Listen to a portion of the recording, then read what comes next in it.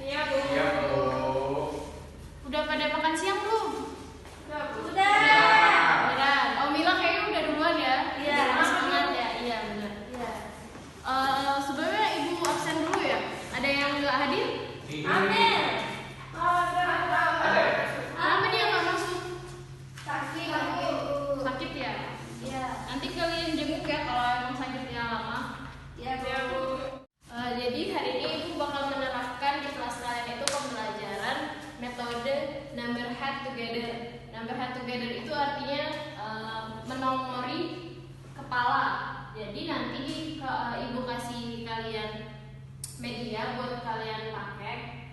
Nanti di situ kalian bakal bisa kerjasama dan menunjukkan keaktifan kalian dari peserta didik yang lain. Nah, number head together ini tujuannya itu memancing kalian buat lebih aktif berperan dalam belajar. Jadi di sini kalian itu nggak cuma duduk di bangku merhatiin guru habis itu pulang, enggak. Tapi di sini Ibu bakal minta kalian buat benar-benar berkecimpung ke materi kita kali ini.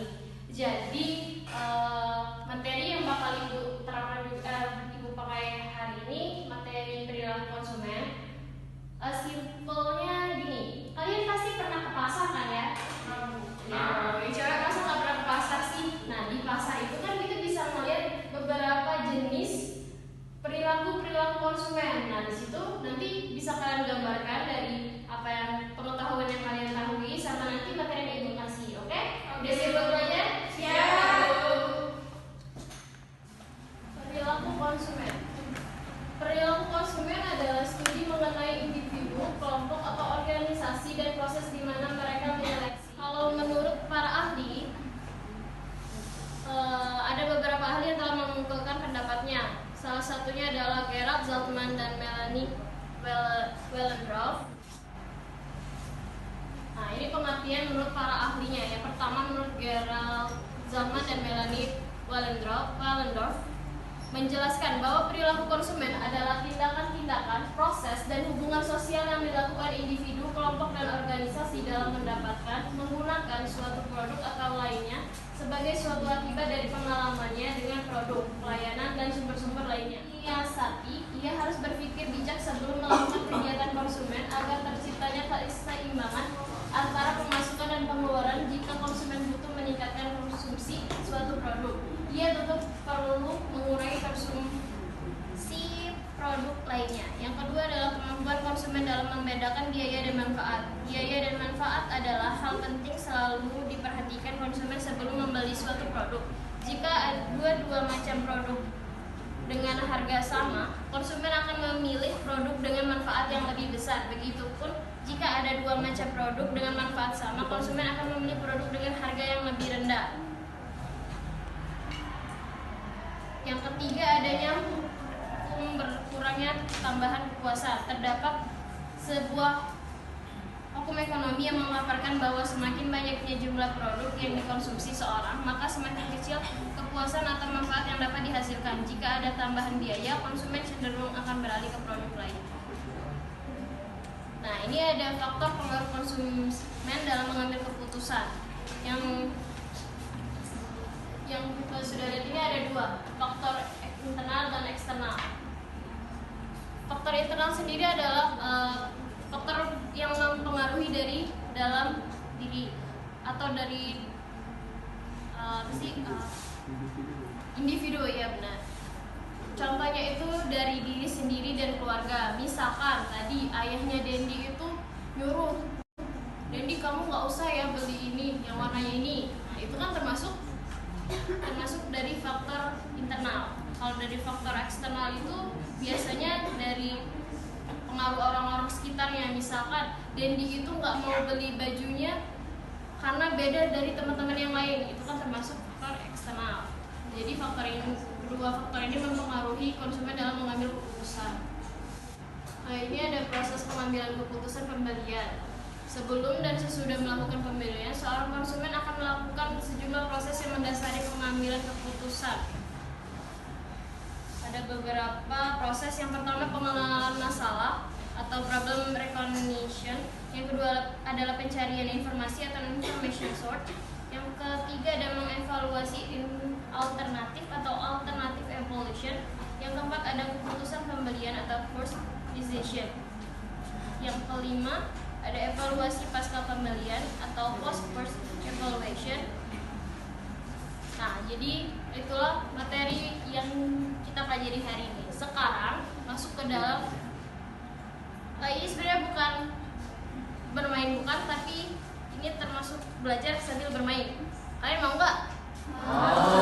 Jadi sebelumnya ibu bakal bikin kalian jadi 5 kelompok dulu ya.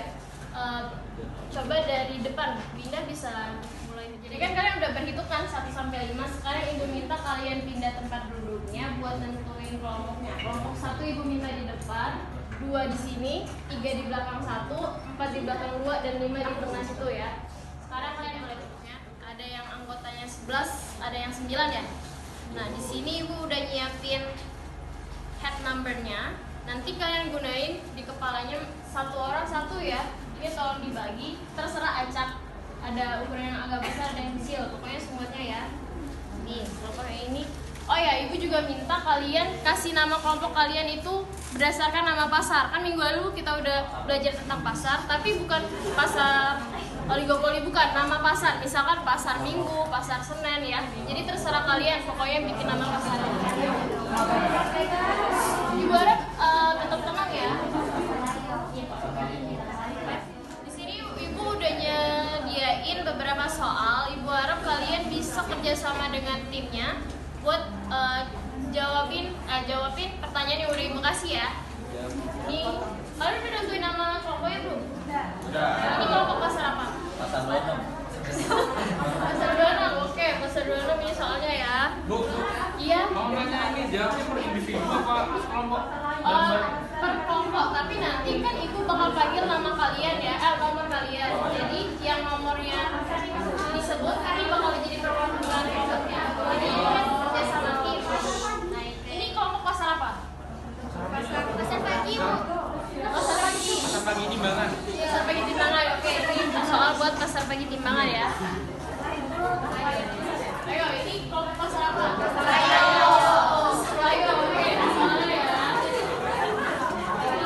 Nih, yang kelima kelompok pasar apa? Yang terakhir kelompok pasar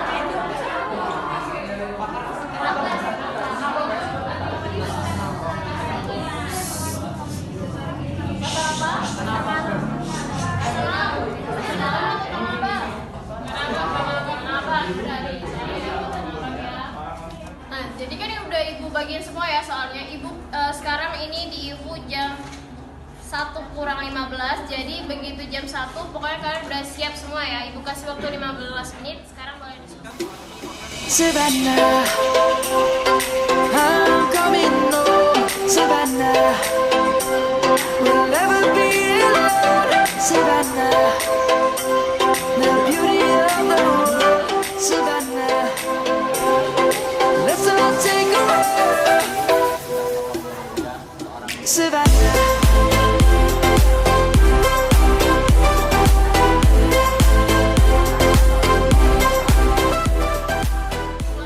Kalian yang bakal maju. Udah siap? Iya. Ada 2, maaf. Jadi nomor yang bakal maju untuk perwakilan setiap kelompok itu nomor 1. Ayo, sekalian yang dapat nomor 1. Nomor depan. Udah ada maju nih ya, salah satu perwakilan kelompok yang tadi udah dipilih nomor 1. Sekarang ibu minta Adi aja deh pilih buat nomornya, nomor soal berapa? Nggak boleh pilih ibu aja. Nggak boleh. Kuning buka. Soal nomor 4. 4. Soalnya apa di? Bacain deh soalnya. Nggak ada soalnya. Di situ soalnya. Oh iya. Nih, baca dulu terus kemukakan pendapat dari kelompok kalian. 4. Itu faktor apa saja yang mempengaruhi pengambilan keputusan? Aku jawab, Bu. Ya, menjawab. Nah, dari hasil diskusi kelompok kami tadi ada beberapa faktor yang mempengaruhi pengambilan keputusan dalam pembelian suatu barang. Itu ada motivasi, terus ada faktor ekonomi, ada faktor sikap, faktor persepsi, faktor integrasi. Terus mempengaruhi juga selera, pendapatan, harga. Oke, boleh. Bener kamu? Benar, Tahu. tapi kalau lebih lengkap lagi bakal lebih bagus lagi jawabannya. Oke, lanjut dari kelompok pasar apa tuh? Pasar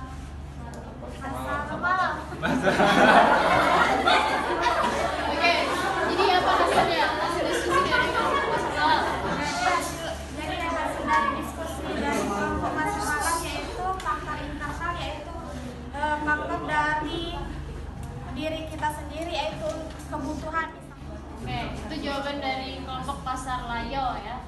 Selanjutnya, Rila dari kelompok pasar Tanah Abang. Ini apa hasilnya? Ya, Kalau menurut kelompok kami itu faktor yang mempengaruhi pengambilan keputusan itu ada dua, yaitu faktor internal dan eksternal. Kalau internalnya itu seperti motivasi, ekonomi, sikap, persepsi, dan integrasi.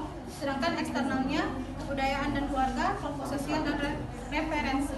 oh iya benar. Walaupun agak mirip-mirip ya. Contekan nggak? Oh enggak. Terakhir dari pasar apa nih, Bi? Pasar 26. Oh 26. Oke. Jawabannya apa? 26. Hasil dari diskusi kelompok kami, pertanyaan nomor 4 yaitu faktor apa saja yang mempengaruhi pengambilan keputusan. Yang pertama yaitu faktor dari internal. Faktor internal itu faktor yang berasal dari dalam diri seorang manusia tersebut. Yang meliputi yaitu motivasi. Motivasi seseorang untuk membeli atau ingin mengambil keputusan seperti apa. Yang kedua yaitu faktor ekonomi, yaitu faktor pendapatan yang didapatkan dari kehidupan sehari-harinya. Selanjutnya yaitu ada sikap, ada persepsi, ada integrasi, dan faktor eksternal yaitu faktor yang berasal dari luar manusia tersebut, yaitu seperti kebudayaan setempat, kelompok sosial, dan kelompok preferensi dan keluarganya. Oke, bagus. Jadi jawaban dari teman-temannya benar semua. Jadi kalian udah denger ya. Jadi penjelasan dari pemikiran teman-teman kalian ini. Kasih tepuk tangan dulu dong buat yang udah maju. Oke, nih kita kalian boleh duduk. Ibu minta salah satu deh pilih lagi buat nomor yang bakal maju nomor berapa. Siapa yang mau milih? Wisnu. Nomor berapa Nur?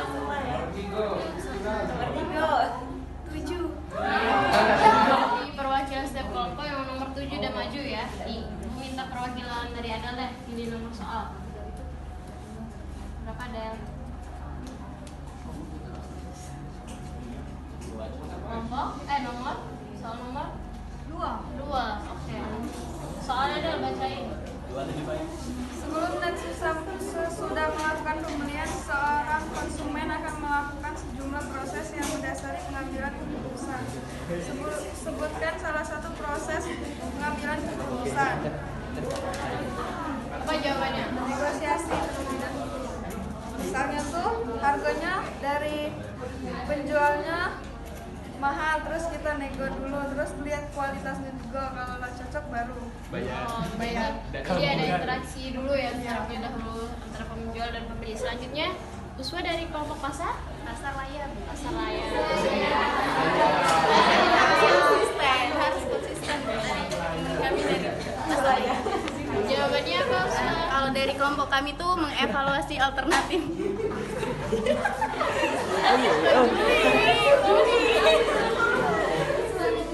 Nah, mengevaluasi alternatif ini setelah konsumen mendapat berbagai macam informasi, konsumen akan mengevaluasi alternatif yang ada untuk mengatasi permasalahan yang dihadapinya.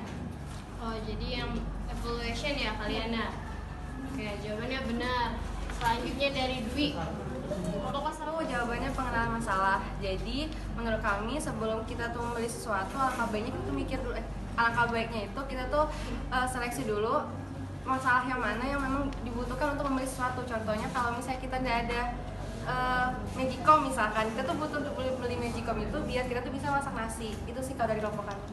jadi menentukan kebutuhannya dari masalah Iya, dulu ya. pengenalan Oke. masalahnya. Selanjutnya Rani dari kelompok? dari kelompok pasar 26. Oh, pasar 26. Jawabannya apa? Jadi di sini kami udah diskusi, kami ambil jawaban pengenalan masalah juga, Bu. Nah, jadi di sini konsumen tuh akan membeli barang tuh sebagai solusi atas permasalahan yang sedang dia hadapi.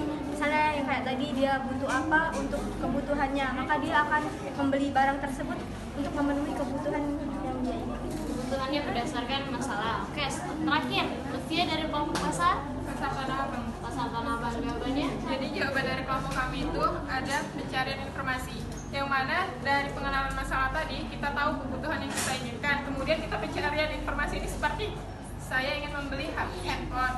Nah, di situ saya harus memahami spesifikasi yang ada di handphone itu agar sesuai dengan keinginan dan kebutuhan saya. Yaudah, kasih tepuk tangan dulu buat teman-teman yang udah jawab. Ini dari hasil diskusi tadi, Ibu udah nyimpulin ada 3 kelompok terbaik. Kira-kira kelompok apa nih? Ibu sebutin dari urutan ketiga ya. Urutan ketiga itu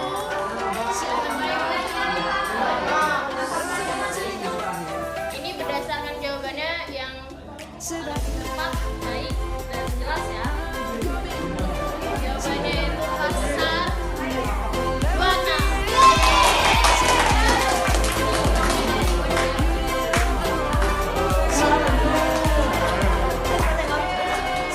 Urutan yang kedua itu dari kelompok Pasar Malam. Kira-kira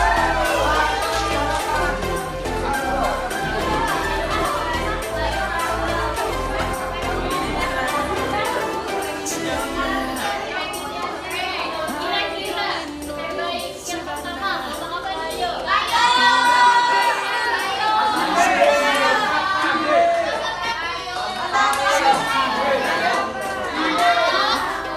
Pasar Melayu.